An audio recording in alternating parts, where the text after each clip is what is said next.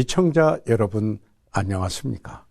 오늘은 갈라디아서 6장 1절에 있는 말씀으로 소망을 주는 삶이라는 주제로 생각해 보겠습니다. 형제들아, 사람이 만일 무슨 범죄한 일이 드러나거든 신령한 너희는 온유한 심령으로 그러한 자를 바로잡고 내 자신을 돌아보아 너도 시험을 받을까 두려워하라. 우리가 정죄로부터 구원을 받게 되는 것은 하나님의 긍휼에서부터 비롯된 일입니다. 참으로 정죄받을 수밖에 없는 처지에서 가혹한 심판을 받아야 할 때 어떤 사람이 그러한 당신을 구원하러 왔다면 당신은 긍휼의 귀중성을 깨닫게 될 것입니다. 여기서 말하는 긍휼은 팔짱 끼고 눈물만 흘리는 수동적인 동정이 아니라 행동이 수반되는 의지적인 동정입니다. 진정한 긍휼은 필요가 있는 사람을 향해 그 필요를 채워주기 위해서 무엇인가 행동을 합니다. 그러므로 긍휼에는 건져줌이 있고 치유가 있고 회복이 있습니다. 긍휼은 가장 비참한 처지에 있는 사람에게도 소망을 가져다 줍니다. 긍휼은 우리로 하여금 삶의 목표를 향해 새롭게 출발하게 합니다. 우리 모두는 본래 죄인으로 당연히 심판을 받아야 하지만 긍휼하신 예수님으로 말미암아 하나님으로부터 과분한 은혜를 받았습니다. 이 은혜로 말미암아 우리의 죄의 궁극적인 결과인 사망과 하나님으로부터 영원한 분리를 면하게 된 것입니다. 그러므로 에베소서 1장 7절은 이렇게 말씀합니다. 우리가 그리스도 안에서 그의 은혜의 풍성함을 따라 그의 피로 말미암아 구속 곧 죄사함을 받았으니 우리는 본래 죄인이므로 다른 사람을 대할 때 잔인한 모습이 나올 수밖에 없습니다.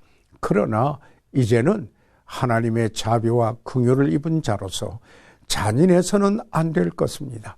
사도 바울은 갈라디아 교회에 보내는 편지 갈라디아서 6장 1절 2절에서 형제들아, 사람이 만일 무슨 범죄한 일이 드러나거든 신령한 너희는 온유한 심령으로 그러한 자를 바로잡고 내 자신을 돌아보아 너도 시험을 받을까 두려워하라. 너희가 짐을 서로 지라. 그리하여 그리스도의 법을 성취하라고 말씀합니다. 우리는 형제의 범죄가 드러나면 찾아내서 정죄하라는 것이 아니라 드러나더라도 바로 잡아줘야 합니다. 또한 잘못한 사람을 바로잡을 때 우리는 온유한 심령으로 바로 잡아주어야 합니다. 긍휼로 시작해서 용서로 끝나게 하면서 소망을 가지고 살아가게 해야 합니다. 사람을 대할 때 사심만 가지고 대하지 말고 이해심을 갖고 잘못한 형제를 대해야 합니다. 또한 나도 시험을 받을까 두려워해야 합니다. 내 자신을 돌아보고 교만하지 말아야 하는 것입니다. 그럴 때 겸손과 은혜로운 태도로 잘못한 사람을 대할 수 있습니다. 제게 감동을 주는 이야기가 있습니다. 브라질의 한 마을에서 있었던 일입니다. 가난한 집에 어머니와 딸이 살고 있었는데 그 딸의 이름은 크리스티아나였습니다.